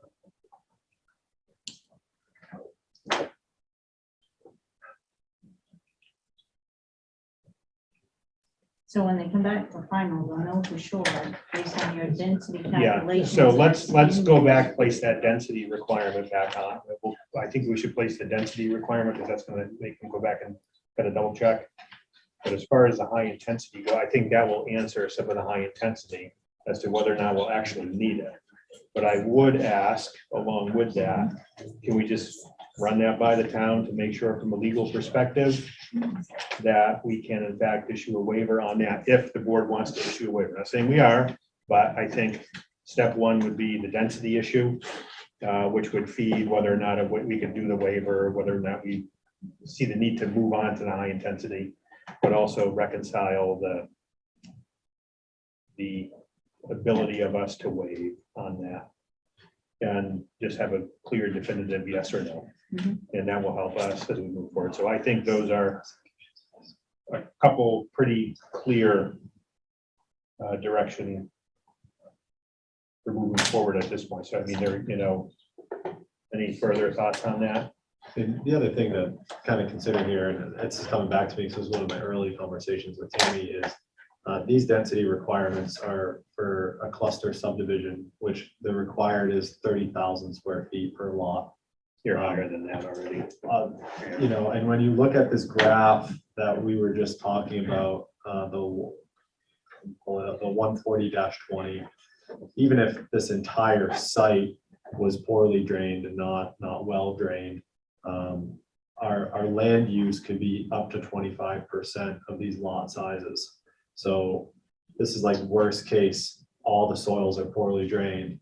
Well, I still have 100,000 square foot size lot. So even at 25% of that, I'm at 25,000. And that's if there's zero good soils, and we have test pits that prove there are good soils. So I'm not super concerned about the density of the lots. I think that's going to spill right back into HIS. I mean, these are extremely oversized cluster lots. But I don't believe I can do these calculations without HIS mapping, which brings us right back around the full circle of requesting our waiver for HIS mapping to keep this moving forward, with the argument that these lots are twice the size of the required cluster subdivision lot. Didn't we just establish that there's not a requirement for a waiver because it's a may, not a required, so we don't need a waiver requirement for HIS mapping? Yeah, I mean, I guess I could look The at question just is now with respect to the density calculation. And if that's true that you can't do a density calculation without HIS mapping, then it brings it back. Again, I think it Well, goes back to the Or you do it making on the- sure the legal footing. I'd like to Yeah. just find that out, and I think that's an our question. That's a town question. That's not a you question. Okay, okay. Um, And And we'll find that out as soon as we can, I think. I'm wondering if the density mapping could be done just on the existing NRCS mapping. That's what I'm wondering. I haven't pulled up the NRCS mapping, but I believe if you bring it up to a certain area, you can find out they've got it pinpointed with the amount of soils in the. Oh, yeah, absolutely they do. Yeah, there's no So- question. I can get the areas with. I have Yeah. that. I've already got that here Yeah, somewhere. so I think you gentlemen are smart enough. It's not gonna take you that much time to put together that density. Mhm. Okay. And it's, Okay. this town is a simpler format than other towns that I've seen. So it's very easy and it's just, it's the second line that you're gonna have to follow. Okay. How do we put that into a condition moving forward? Because, we can approve the preliminary plan subject to condition 1, which is the bonding, right, for the public right of way to be approved by the town. And then as a kind of a side note, we want to see some additional data related to the soils Yeah. mapping. Density calculations. Okay, so the density calculations. And then I think it would be important just to determine whether or not, from a legal perspective, if it's been raised, the authority of the board to grant that waiver in this particular situation. Yeah. Just want to make sure. Okay. That's a So- legal so question for us. That makes perfect sense. So if I understood you correctly, that the second one you're talking about is that the approval condition would be that it passes the density calculations. Is that what I heard you say? Per the soils shown. Per the soils shown. Well, I think that's part of the question in there is I need to better understand, and maybe that's educating on my own end, the current soil mapping that you're using versus the high intensity. I don't disagree that if you do a high intensity, you're going to see the same soils, just maybe 10 feet here, 10 feet there, you're going to see more contours, right? I don't know if that's going to change my mind. From a factual planning board decision-making process that we have to go through, putting the emotion aside, that's not going to change my mind. But, but you started to say something, Bruno. Yeah, I think one of the things I'd like to see, maybe it's been covered here, there've been a lot of questions, zoning versus planning board waivers, that's whatnot here and stuff. I think something I'd like to see is something that spells out exactly where we are on this as far as any kind of approval authority or anything like that, chapter and verse, what applies as far as zoning goes, what applies, what ordinances apply to this. So that we know exactly where we said what waivers are available, what are. That's what Tammy's gonna ask. Disadvantages. Our ability, Yeah, whether or it not. goes that- yeah, that's- far enough to address Yeah, the questions that were raised prior to this, with that. Are we getting there? That's what Tammy's gonna Yeah. determine. The At least as zoning- far, at least as far as where we are on the decision. Yeah, or you can matrix, still whatever. approve the Yes. preliminary plan. Oh, right. Whether or not you have conditions with it or not, it does not, because it's preliminarily approved, does not mean that the final plan will be approved. The final plan is its own piece of cargo. So I think if we approve this preliminary plan with the bonding issue, to be approved by the town, that takes care of that, which really only leaves the one hanging chad, which is that legal question about whether or not we can grant a waiver based on what we've heard tonight. I think we can, but I want to make sure. Yeah. And so that's based on, and I think that will then determine and guide the conversation on if the legal determination is made that no, you can't waive that, well, you're going to be doing a high intensity soil survey, right? If we can, then we have to go back and say, okay, we can grant a waiver and say no to the high intensity soil survey, go with the information that they've given us. And that added density calculation, I think would then help feed at the next meeting where we go, and that we could probably get that resolved in the meeting. Yeah. Yeah, I wouldn't move forward with these calculations before Tammy gets an answer. And we can- Fair enough. Yeah, I wouldn't waste any of your time on that until we get that legal question answered. And we'll have that at the next meeting. So you're gonna be delayed a couple weeks. Yeah, ideally, we get the answer before the meeting, because we just keep the ball rolling, Tammy and I. Yeah, no, you can have a conversation, but just remember, the board's would have to make the ultimate determination on whether or not we can, so. You're welcome to do and go to whatever extent you want to go to Sure. on your calculations or not calculate, whatever you want to do. So, and have that conversation with Tammy. I think that's probably the safest bet at this point. So let me see if I can remember where we are. So there would need to be a motion to approve the preliminary application for 22006 Easy Street Properties with the condition that an estimate from the applicant be provided in a bond, an associated performance bond be provided along the public way to be ultimately approved by the town. And how do I need to statement on that second condition there? We're not really putting a condition on yet. No, just further information. Yeah, is so the requested. other condition would have to be that further review of the soils is necessary, because I can't. Because along with that's gonna go, we need to get that legal opinion or answer from the town. We do have another design thing to discuss too, before we get too carried away with this. Oh, what's that? The hammerhead Oh, itself. So this was proposed through, the private road was developed through the ordinances that we pulled in the town. This was forever ago, over a year ago, whatnot. And when discussing with, was it Public Works? Jay Redemacher. The DPW is recommending a cul-de-sac. mhm. A tear-shaped. A tear-shaped cul-de-sac, which was still kind of unique to me, but, and as far as the design standpoint goes, when we get into engineering with proposed contours and all Rob's time and stuff like that, when I spoke with Jeff and Jess regarding the request from the town, we are pushing back on that. We would like to keep the hammerhead design, and in doing so, I did just a little bit of research, and a fire truck requires 60 feet to reverse and back up and turn around, and our hammerhead is designed to be 100 feet long. So we're arguing the need for a teardrop, and I just would like to bring that up now, because if we let this go to final, it's gonna end up coming back up and we're gonna be scrambling anyways.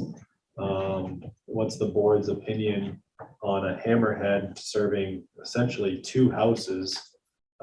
It's a glorified driveway. If they put in this cul-de-sac and we engineer a cul-de-sac, it's just gonna grow in over time anyways, because it's not gonna be getting used. Do we know the rationale behind this? It's a request of the Director of Public Works. It is not a requirement. It is a request.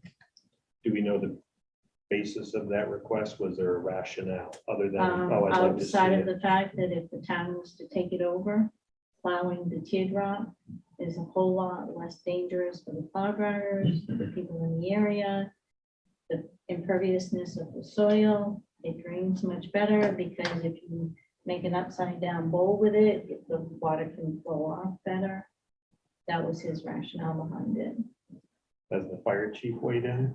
Not yet, that was gonna be my next suggestion to him. Did the fire chief already, I say approve, but say a hammerhead would, gonna be okay? I thought we already talked about all that. No, not A the, suggestion was made to talk to fire chief.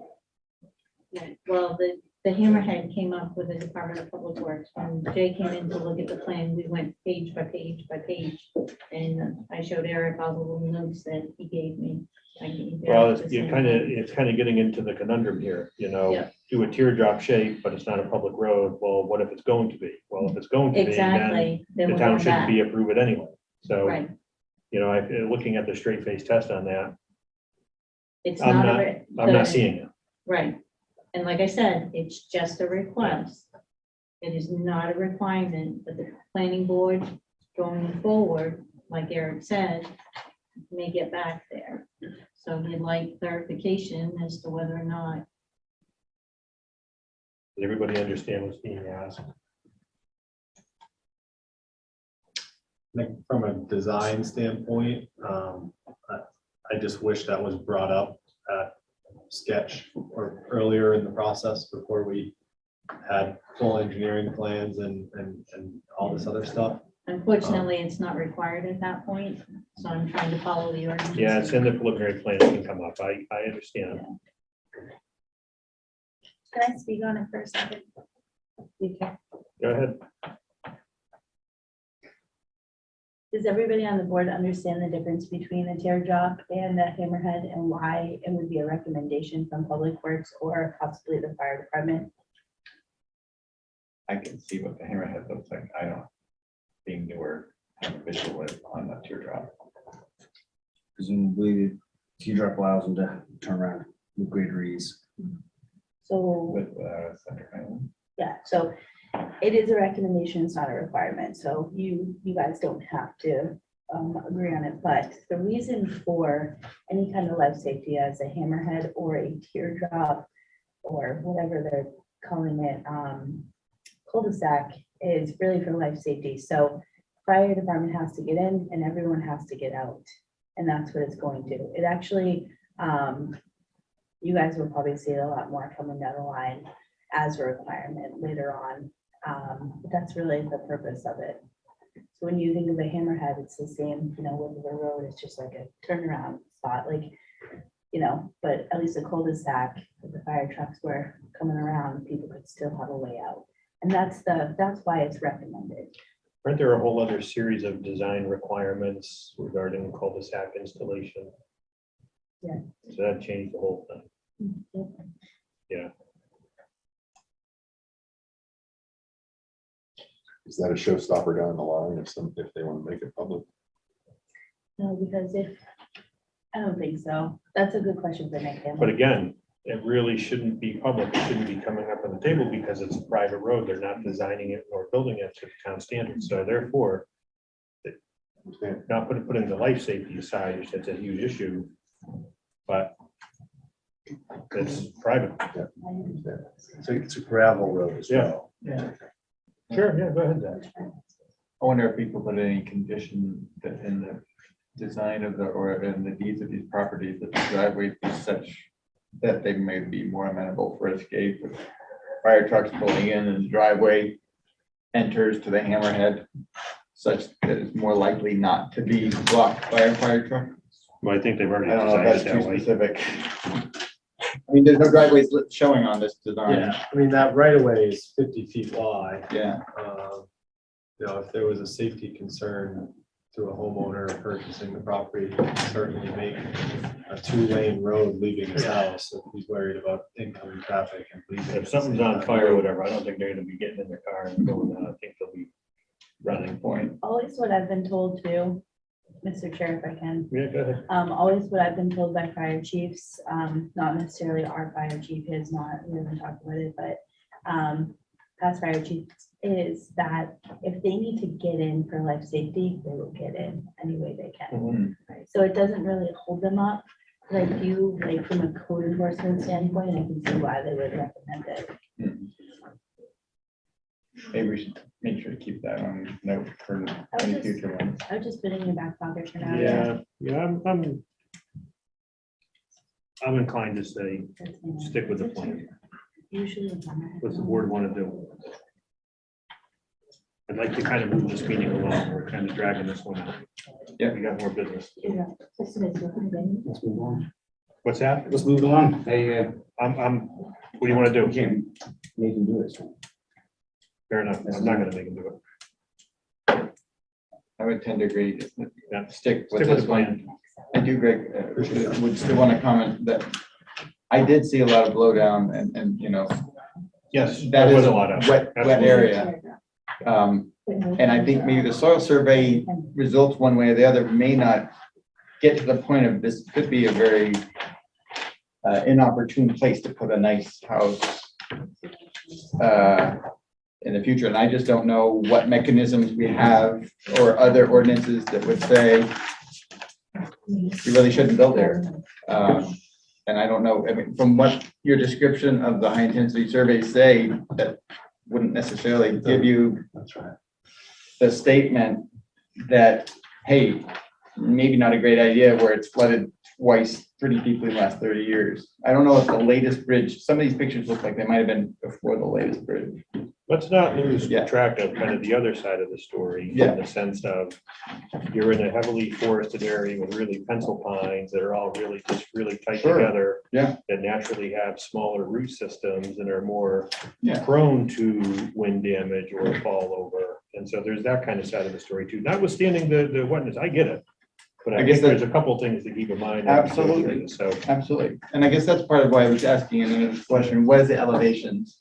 yeah. I Are get- I these get what houses you're saying, above or right? below the road or the area? And I know we need to move this along, so I won't go Yeah. into this in great depth, but, you know, it's important to understand that high water tables are not just a function of soil types. So Right. the reason, you know, you could have very sandy soils and still have high water tables.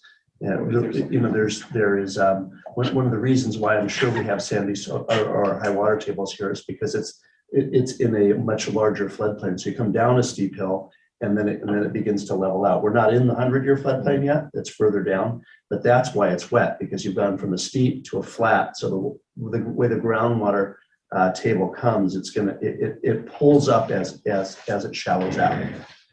Okay, so we Water have, resources engineering. so we have a, Glad you're doing an 8-foot. so we would need to, someone would need to move the approval of the preliminary plan 22006 with the conditions of the bonding for the infrastructure on the public way. And then we're going to seek a legal opinion separately. We're going to seek that legal opinion. And that will help inform us next time as to whether or not we will require that high intensity soil survey. So moved, any other conditions, the Army Corps, all those permits, that will be included. And provided you supply all the necessary permits. That's another condition. From Army Corps, DEP, I think I saw some of the DEP permit by Yeah, they rule, got so the you're good PBR there. Yeah, back. that's fine. So that's been moved. Have you seen it? Yep. Second? I actually read it. Been I moved haven't by- seen it. Okay, been moved by Bill. Is there a second to that motion? Second. Okay, been moved, seconded. Any further conversation? Seeing none. All in favor? Bye. Great. Preliminary plan is approved with those conditions, and we'll hear back at the next meeting as to the waiver issue, that legal issue, which I If I do can get have. the information beforehand, I will share it with the Yep, applicant that's and the fine. board all at the same time, so you all have it together. Yep, okay. All right, moving on, Great time. MSP. Yeah, have a good day, guys. Major site plan 22007, Caperna LLC, change in use, new restaurant. This is 406 Main Street. The question before us, and we will allow public to speak. The question before us for this one is the board authorized or stated we want a third-party review of that application. We did receive 2 quotes for that third-party review. I also included the other companies that were contacted. So Tammy, I'll have you just say, so we did receive 2 quotes, one from Southern Maine Planning Development Commission for $1,600, and the other one is from Sebago Technics for $1,800. $1,800. And And- Sebago doesn't do the shoreline side, whereas Yeah, SMPDC can do the shoreline. yeah, okay. That was the only difference between the two. Yeah. The other companies opted not to submit. Okay. All right. Take What care. do they guys? So, you know, the question is, what one do you want to go with? And from there, we would inform Tammy what the board's decision is by motion, and you would draft a letter informing them of, here's the process from here. Okay. Seems to me pretty straightforward. Do any board members have questions on this?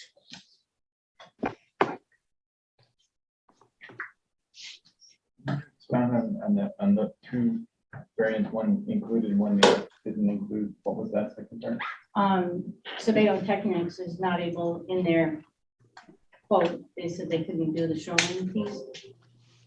They would have to send it out for So this will- additional assistance to be able to do the shoreline side. Is that an additional cost? Do they carry that in their? Correct. Okay. There would be an additional cost to the applicants if they'd have to come On top of the 1,800? on top.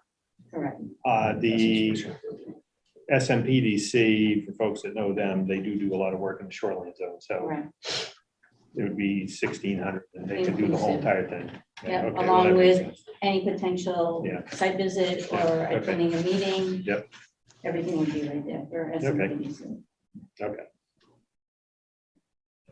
But it's entirely up to the board how you talk to vote. Sure, it's kind of like- yeah, pretty much. It makes sense to go with SMPDC in that regard. So, any further questions from the board? May I speak prior to your vote? We'll let you, yeah, I'll open it up in a minute. I mean, I guess maybe one, we don't have an idea of what this first group that cannot provide the additional shoreline, we don't know how long it would take for them to find and source another Correct. entity. Whereas if you go with SMPDC, they can at the same time. And they're available. And, yeah, Okay, so I'll open it up to any members of the public here in person. Okay, Zoom, go ahead, Sam. Hey, so first off related to the SMPDC proposal, there's no detail. It just says 1,600 for 2 planning board meetings and a memo and travel. that would be right up, everything, the report, the review, all of their time. Whereas Sebago Technics has a formal proposal. If you want me to get a formal proposal and delay it weeks, I can do that for you. I'm not asking for delay. So, yeah.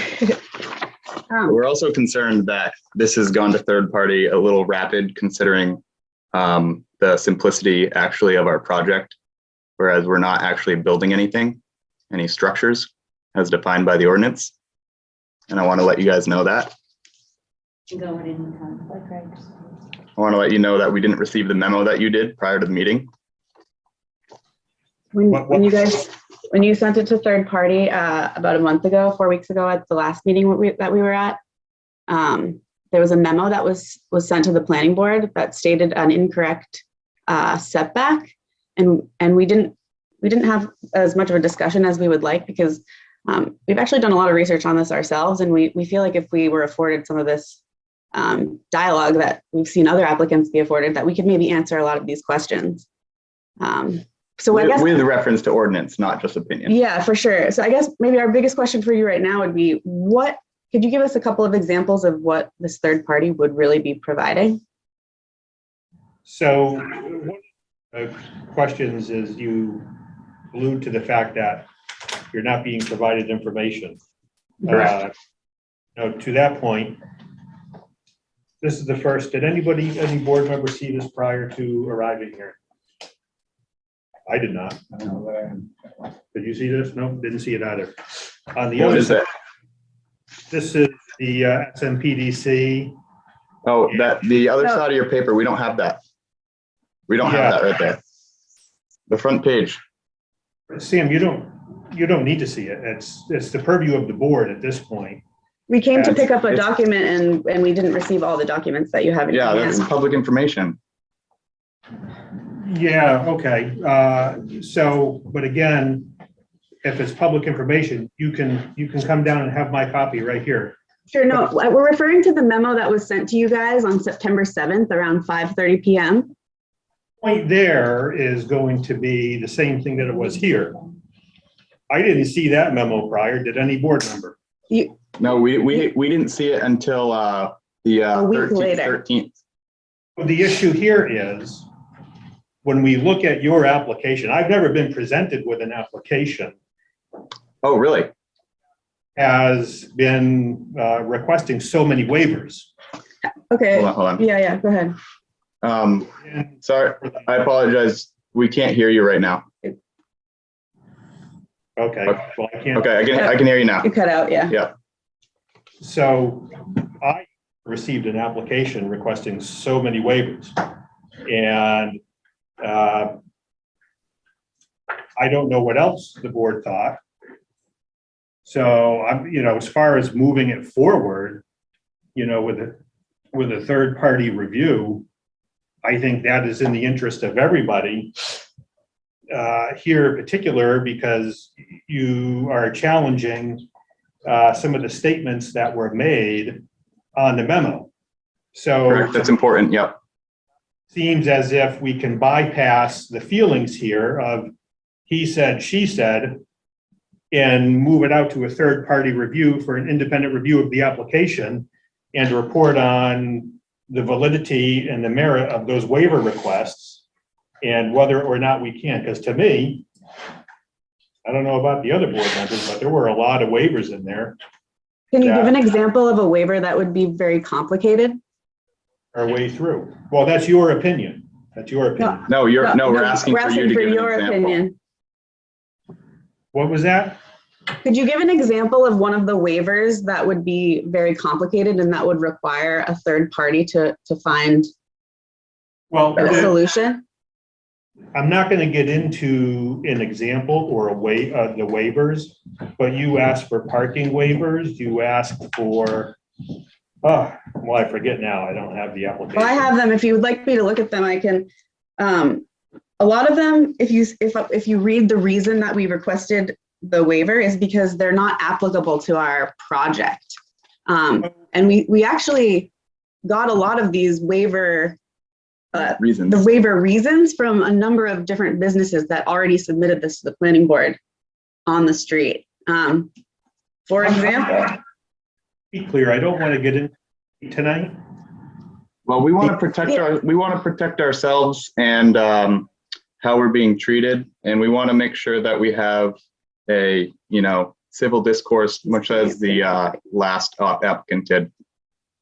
So Sam, the issue here before the board tonight is we're not opening up discussion on your application and reviewing the waiver requests. The board motion the third party review. That's the question that we're fighting tonight. We would like to request a special meeting then with you guys so that we can have a discussion similar to other applicants. And have that discussion after the third party review. Can I explain something that I think everybody in the room doesn't understand as to what happened a month ago when we were presenting? Is that okay if I give a quick explanation? The board made a motion. We're moving this to third party review. The question before this board tonight is what entity do for the third party review? And our options. Technics, can you put them on mute, please? Or turn them down so I can. So that this is recorded. It is recorded, and that's. I can't hear them. Whether or not we're going to authorize Tammy to move forward with the third party review. We're not getting into a debate about the application because under the ordinance, it says once it's moved to third party review, the application and conversations are stayed until the point of the third party review comes back, at which point that third party review would come back with a report. We would have that and they would have it too. And then we can begin the deliberations on that. And that may. You're muted. All right, don't worry about it. Yeah, I'm trying. Don't screw up the recording. So that's really the question that, I'm not really interested in getting into a debate at this point on the application. We move party review. What we're telling you though, can I speak, please? You hold on 1 minute. I haven't had a chance to speak yet. So you're pretty active and just make sure that the community gets as well as the board. If our decision today is third party review decided we're going to go with that, we have two options on the table. Correct. We can accept input from every member as to which party we might want to go with, or if we need more information for that. As Tammy pointed out, it will take more time if we decide not to go with one or the other. It looks like maybe there's incomplete information there, but that's our decision tonight, right? That's correct. So we're deciding between two options we have so far, Correct. or if public interest is interested in, getting a third, it will take more time because we didn't get a third. But it looks Well, like- I think, how many requests did you send out? Oh my goodness, I did Roughly. one, 10. 7, 8. and Okay, so it was more than 3 and Right, only and- 2. That's fine. a couple more last Yeah. meeting, simply because I only had one response come back. When I reached out to SMPDC, they came back and said, yes, we can do it, this is the price. Okay, So it sounds like we have already one resource that sounds like they're willing to go. You pointed out that may not have all of the information that you'd like to hear from them. And then we have another party that said, we can do part of it, but we will need another entity to do the additional part to answer the questions the board would like to have answered so that we can review your application. Sounds to me like that's what we're deciding tonight, just to kind of set the table so that we can kind of move on and make sure to have a decision. So I would suggest that once we're done and we have public input, that's where we focus our time tonight. So we decide which of two options, or we go back and get more information. Yep. So that we can move forward. well said. Yeah, Okay. That's the option, that's the question. So finish here and then, finish public comment. Or not. Just the point, I think, is the fact that it's going to third-party review does not mean that waivers are rejected. Right. Okay. They're still on the table. Yeah, it's gonna come back and give us an independent review of the application against all of the ordinances and the validity of all those multitude of waiver requests, frankly, and will help guide us on the decision-making process from there.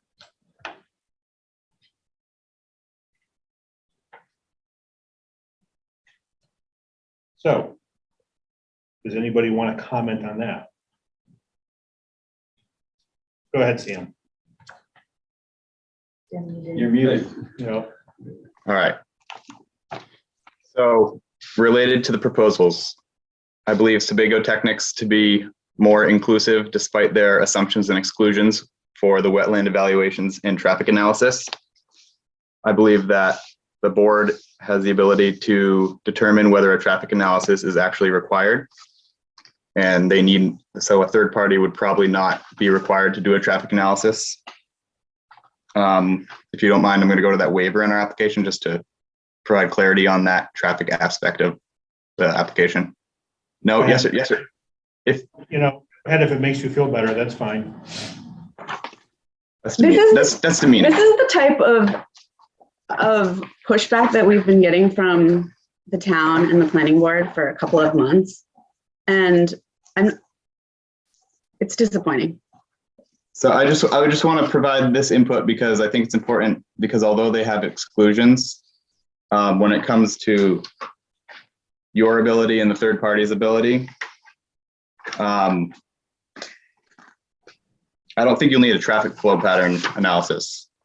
The 14077D2G, which is waiver 7, traffic flow patterns within the site entrances and exits, loading and unloading areas, curb cuts on the site and within 100 feet of the site.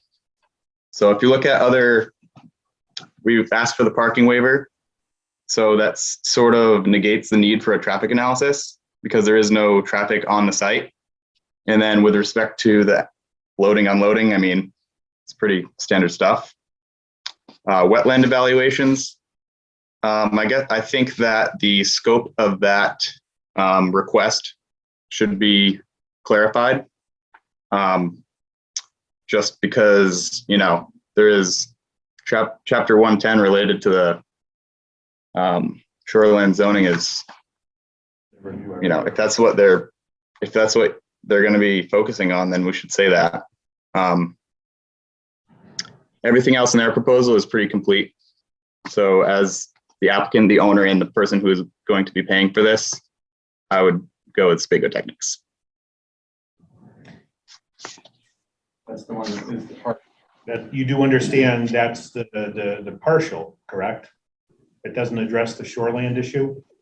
Well, the shoreline issue is mostly a issue of the ordinances themselves, because the 100-year floodplain doesn't extend up into the seating area that we've built, and the building is well out of that plane, although it's in the shoreland and slope area. It's outside of the 25-foot setback for structures. So there's not much to really look at. Can I ask a question here? So I'm hearing that there's some concern on the part of the applicants that, they're the ones that are footing the bill for it. And it's certainly within our purview to go to third-party review. But it's not an insignificant amount of money, and I understand that. So I'm wondering if there's a way to, if they want to, kind of pull back a little bit and have further discussion before deciding to move forward with it. Is that kind of where you're? That is exactly what we're asking, yes. But if we decided that we were going to go with one or the other, does it just sort of take off, or can they say, hey, hold on a second, we want to kind of like pull our application back to go back to square one type thing? I would think they can always pull it and go back to square one. That's not the issue. The issue is all of these questions that they're saying, well, this doesn't apply, or this applies here. The third-party reviewer can answer that question. Okay, so I just wanted to kind of put that out there. We're voting on which third party we were going to pick, and then, if they wanted to not press forward with it at that point and kind of rewind and take a step back, then they can certainly do that. That's, I guess, what I'm trying to They clarify. could always pull back and resubmit. I'm not entirely sure on how that process works, but I suspect even if we start the application over again, they're still going to be coming back looking for the waivers. Yes, there's going to be some waivers, Right. and it's not uncommon for us to request further, and we were talking about that with the last folks too, the high intensity soils review, and those things do take place by a third party or professional of some sort, and it costs money to the developer. So this isn't uncommon to do this, but I'm hearing concern on the part of the applicants, and I want to kind of like lay out where we're at, what we're talking about here, and it is a lot of waivers for sure, but I just kind of wanted to reset my head. You saying what are you saying? I just want to say I'm hearing what Yeah. the applicants are saying about concern in terms of putting it to third-party review. It's not uncommon for us to do third-party reviews or put more requirements on applicants. So it's not, I don't think we're not going outside of what the normal. No, we agree. We agree. You have the authority to send it to third party, and that's within your authority. All we're saying is our waivers are a lot simpler than I think it's being made out to be. And with an hour conversation like we've seen done here, we think that all of our heads together can solve this. I mean, it's something that we've done ourselves, and we'd like to share that with you. And what I was saying at the beginning was like, we really felt like we haven't gotten the opportunity to have a discussion with you guys about this, considering we're not building anything.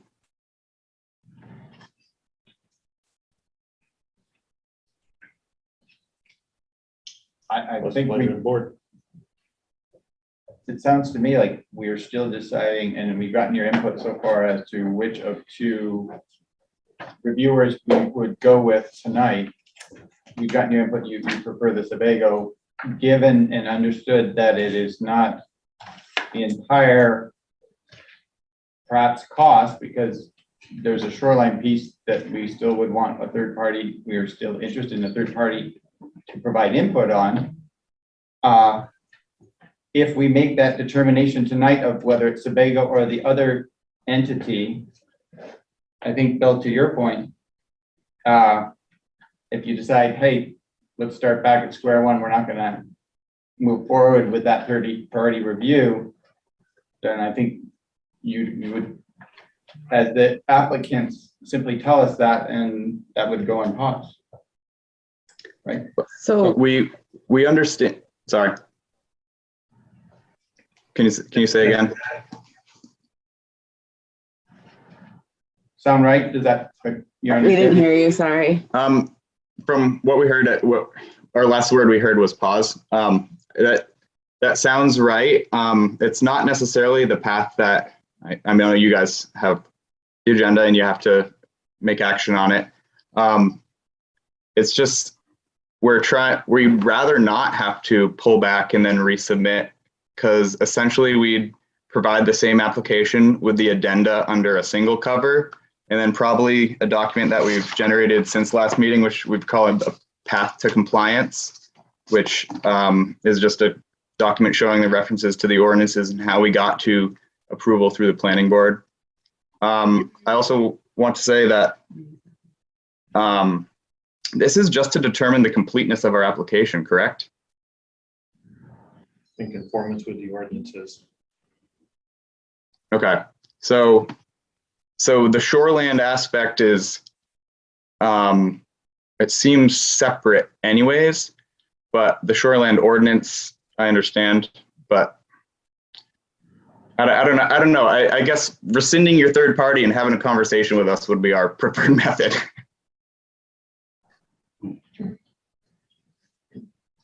No, when you looked at,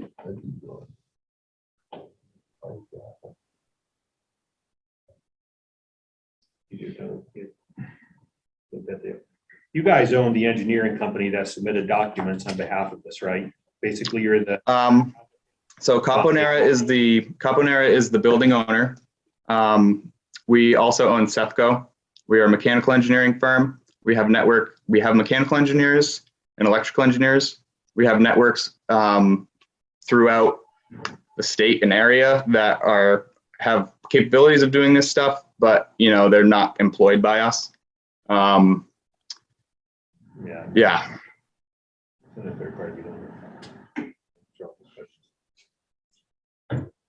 It's up to the board. What does the board want to do? We'd like to invite you guys down to the site too, to talk it out. I think that would be beneficial. I myself am willing to let them have another whack at the apple here and take a look and see if we still think we need to. So the third party that could very well end up like that. It might cause delays on it. They seem like they would like to have their chance in court again. They will still have a chance after the third party comes back.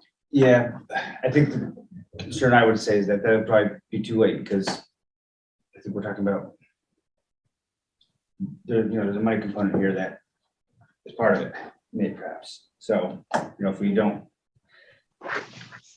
go forward with that, the discussion is almost moved at the back end of that, perhaps. But I'm more inclined, I'm kind of more lined up with Brunel in terms of,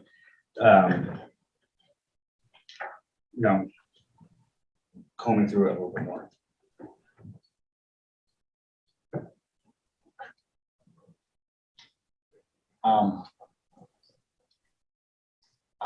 If you folks aren't, as the applicant aren't, if time isn't the critical thing, and this doesn't have to be done by December or January, I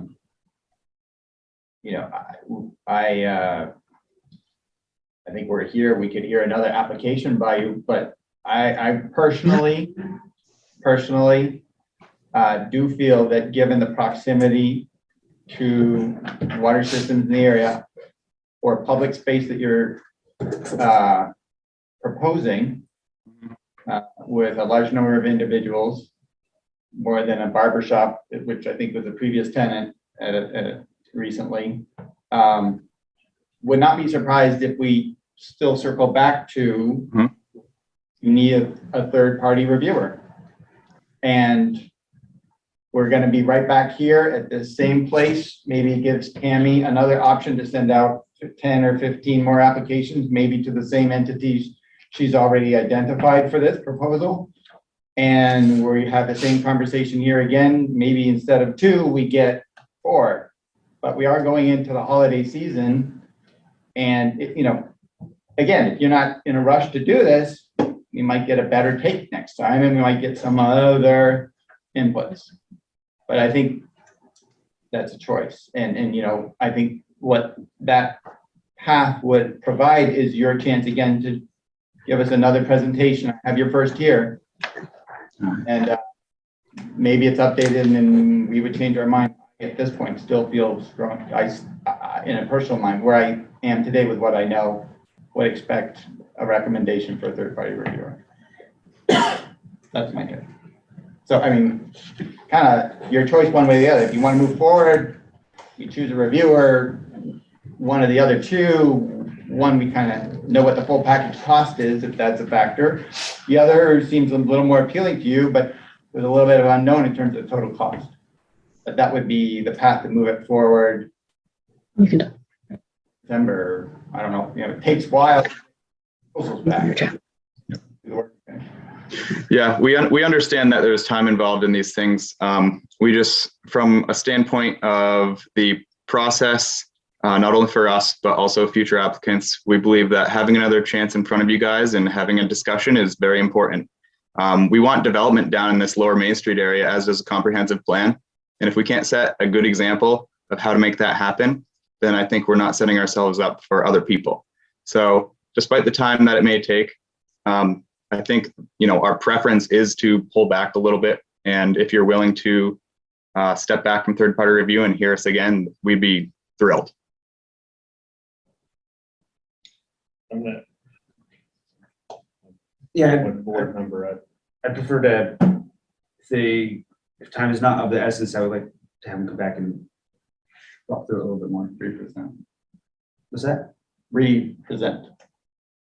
Yeah, specific to, you know, Right. maybe, or, you know, some of these waivers are pretty, or waiver requests are a little sparse, so we could dive into them a little bit more, but I think, you know, if they feel like they can shed some more light on it and maybe avoid the third-party review, then I'd like to give them a chance. And we understand that the shoreline aspect is confusing, especially with chapters 140 and 110. We understand that third-party review may be required, like Zach said. I think it can be much better refined and, you know, combed out before going to that. We are also aware of an ad hoc committee that was formed, I think in 2020, that was discussing basically making it easier for business owners to develop and create businesses down on Lower Main Street, specifically related to Driscoll Brook. And so I think it would be really helpful for us to bring that to your attention and discuss the findings that that committee had. I know nothing really went through because of COVID, but the intent is there. And so we'd like to discuss that with you as well. New application.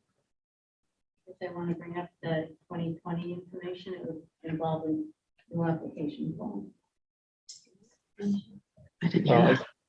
overarching concerns that I still have is they're the owner, applicant, and the engineer and everything, and it's, it doesn't pass a straight-based test, and we just simply just on the survey. And so that would be send it off for third-party review, independent review, and then we're done. It will tell us essentially, here's a report of what should happen and the validity of this and how this particular waiver could be overcome or not overcome or whatever. Yeah. That to me seems to be independent. So I understand that. Yeah. But it would also be, we'd still have that option. Yep. At the end of it. Yep. We're kind of that independent look at it, and I'm not quite as concerned about what you had just mentioned in terms of, if the package is complete, then the package is complete regardless of who puts it together, let's say. And so. I'm not gonna vote for the motion, but it's, again, if there's a motion, so the question is, The decision or the question is the third-party review At this time. at this time. And how do you want it? You'd have to undo that. And then invite them back for another presentation. Could we move that we accept, lost it in my stack of papers here, the one that's been pending, but put on hold pending them coming back and for the review of their package? Could we just? Well, you can't really do both, because under the ordinance, once a third party is ordered, I think it stays everything until such time as it is complete. I think that's the language in the ordinance. So it's not something that you can. So if you're gonna do it, have to. Did I move rescind that, I move that we delay the decision on the third party review until the applicant has a chance to come back and have further discussion? You wanna table it? Correct. It's been moved. Second. Been seconded. Any further discussion? No. Okay, all in favor? Okay. Table. Aye. Okay, and all opposed, no. So the motion passes. So you folks can come back. We'll put it up on another meeting. And you can come back in and speak to us again. Okay, we look forward to it. Thank you very Yeah, thank much. All right, what else do we have? No further old business and any member comments? No? Motion to adjourn. Seconded. All right. Actually. Motion to. The second. Yeah. I'll second. Okay. Okay. You can't motion. All-